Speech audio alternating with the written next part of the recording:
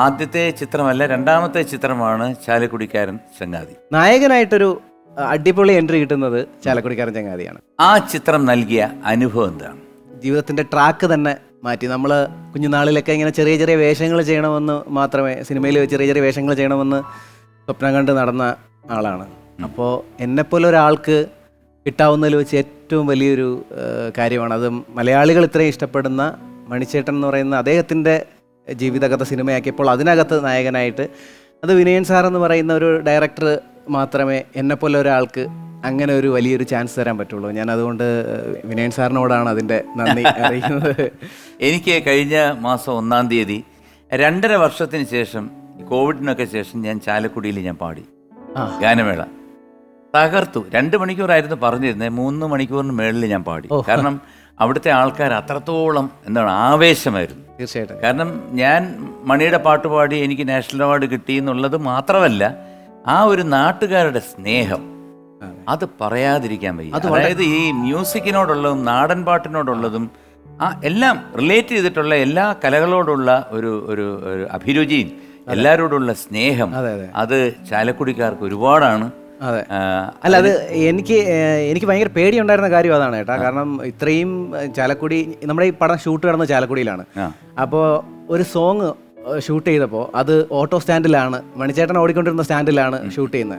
അപ്പോൾ എനിക്ക് ഭയങ്കര പേടിയുണ്ടായിരുന്നു. കാരണം അവരുടെ അത്രയും വേണ്ടപ്പെട്ട ഒരാളെയാണ് നമ്മൾ സ്ക്രീനിൽ അവതരിപ്പിക്കുന്നത്. അപ്പോൾ ഇവരെങ്ങനെ റിയാക്ട് ചെയ്യും? അപ്പോൾ ഞാൻ ഈ ഡാൻസ് സമയത്തൊക്കെ ഭയങ്കര ടെൻഷനാണ്. ഞാൻ ആ സ്റ്റാൻഡിൽ പോയി നിന്ന് ആ കോസ്റ്റ്യൂമൊക്കെ ഇട്ട് വന്നപ്പോൾ ഒരു ചേട്ടൻ വന്നിട്ട് ഓ മോനാണല്ലേ ചെയ്യുന്നതെന്ന് പറഞ്ഞിട്ട് കെട്ടിപ്പിടിച്ച് ഭയങ്കര കാര്യമായിരുന്നു.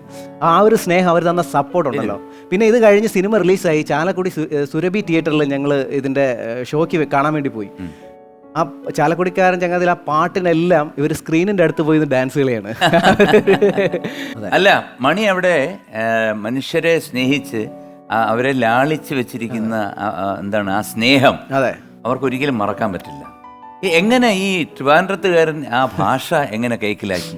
ഇത്രയും വലിയൊരു ഓപ്പർച്യൂണിറ്റി വരുമ്പോൾ എന്ത് വില കൊടുത്തും കഷ്ടപ്പെട്ട് അത് പഠിച്ചെടുക്കുക എന്നുള്ളതാണ്. ഞാൻ അതിനുവേണ്ടി ഒരുപാട് സുഹൃത്തുക്കൾ എന്നെ സഹായിച്ചു.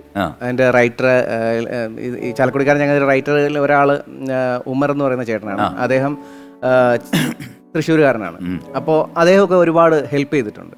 പിന്നെ സുഹൃത്തുക്കളൊക്കെ ഒരുപാട്, ചാലക്കുടിയിലുള്ള ഒരുപാട് മ്യൂക്കറി സുഹൃത്തുക്കളൊക്കെ ഉണ്ട്. എല്ലാവരും ഹെൽപ്പ് ചെയ്തു. പിന്നെ ധർമ്മജൻ ചേട്ടൻ ഹെൽപ്പ് ചെയ്തു. ഈ സിനിമാ നടൻ ആയതിനു ശേഷം ഈ മിമിക്രിയിലോട്ട് വിളിച്ചു കഴിഞ്ഞാൽ ചിലപ്പം വിസമ്മതിക്കാറുണ്ടോ? അതോ ഒരിക്കലും ഇല്ല ഏട്ടാ. മിമിക്രിയാണ് നമ്മുടെ ജീവവായു. മിമിക്രി അതാണ് നമ്മുടെ സ്റ്റേജിൽ നിന്ന് വന്നതാണ്. നമ്മളിപ്പോഴും സ്റ്റേജിൽ നിൽക്കുകയാണ്. എവിടെയെങ്കിലും ഷോയ്ക്ക് വിളിക്കണേന്നാണ്. ഇപ്പം പഴയ പോലെ മാട്ട പരിപാടിക്കാരും വിളിക്കുന്നില്ല. എനിക്ക് പക്ഷേ ഭയങ്കര ആഗ്രഹമാണ് എല്ലാ പരിപാടിക്കും ലോക്കലായിട്ടല്ലേ, കുഞ്ഞു പരിപാടികൾ. കുഞ്ഞു പരിപാടിയാണ് നമ്മൾ മാട്ട പരിപാടി എന്ന് പറയുന്നത്. അതിന് ഒക്കെ നിങ്ങളെ പ്രേക്ഷകർ ഒരിക്കലും തെറ്റിദ്ധരിക്കരുത്. ഈ മാട്ട എന്ന് പറഞ്ഞാൽ ഞങ്ങളുടെ ഒരു ലാംഗ്വേജ്. അതെ അതെ അതെ അതെ, ഒരു ചെറിയ ഞങ്ങൾ തട്ടിക്കൂട്ട് പരിപാടികൾ.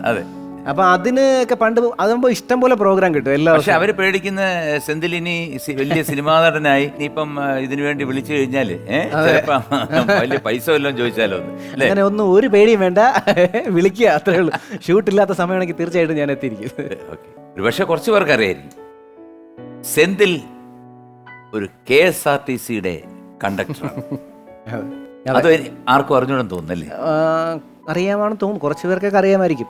ഇന്റർവ്യൂലൊക്കെ പറഞ്ഞു. KSRTC ജീവനക്കാരനാണ്. അതെ അതെ അല്ലേ? അതെ. എന്ത് പറയുന്നു അതിനെ കുറിച്ച്? ഭയങ്കര എന്താ പറയാ, ഞാൻ ആഗ്രഹിച്ച് ഒരു ഗവൺമെന്റ് ജോലി വേണമെന്ന് പറഞ്ഞ് ഈ മിമിക്രിയൊക്കെ ചെയ്ത് നടക്കുമ്പോൾ എല്ലാ പ്രാവശ്യവും ഒരു സീസൺ വരുമ്പോഴല്ലേ പ്രോഗ്രാം ഉള്ളൂ. അപ്പോൾ ബാക്കിയുള്ള സമയങ്ങളിൽ നമുക്ക് കഞ്ഞി കുടിക്കണമല്ലോ. അതുകൊണ്ട് ഞാൻ വിചാരിച്ചു ഒരു സൈഡ് ജോലി എന്തായാലും വേണം. അപ്പോൾ അങ്ങനെ ഒരു ഗവൺമെന്റ് ജോലി കണ്ടെത്താൻ വേണ്ടി ഞാൻ PSC നന്നായിട്ട് പഠിക്കുമായിരുന്നു. അങ്ങനെ പഠിച്ച് ഒരു 5-6 ജോലിയിൽ ലിസ്റ്റിൽ വന്നു.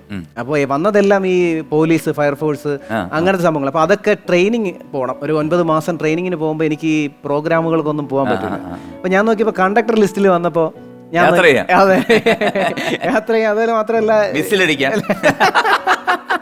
അല്ല, നമ്മള് ഒരു ദിവസം ലീവ് എടുത്തു കഴിഞ്ഞാൽ പകരം വേറൊരാള് നമുക്ക് വേണ്ടി പോകും. അപ്പൊ അങ്ങനെ ലീവ് എടുക്കാനുള്ള ഒരു സൗകര്യമൊക്കെ നോക്കിയപ്പോൾ അത് കൊള്ളാൻ തോന്നി.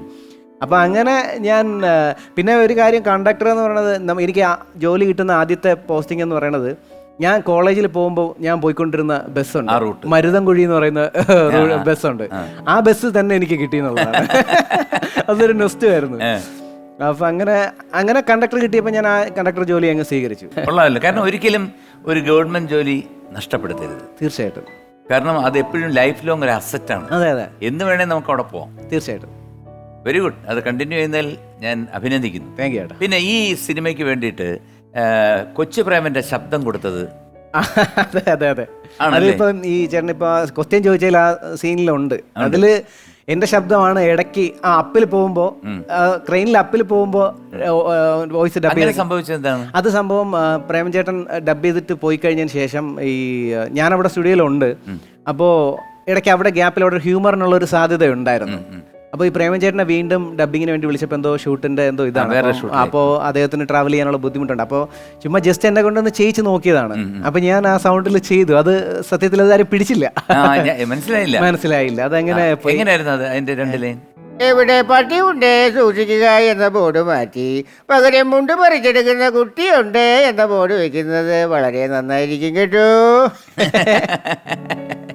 അപ്പൊ എന്തായാലും ആപ്റ്റായിട്ട് ആ സമയത്ത് ഉണ്ടായിരുന്നോണ്ട് അത് ഡബ് ചെയ്യാൻ പറ്റും. അതെ അതെ അതെ, ജസ്റ്റ് ചുമ്മാ അല്ല, കവർ ചെയ്തെങ്കിലും അറിയത്തില്ല കേട്ടോ. അറിയത്തില്ല.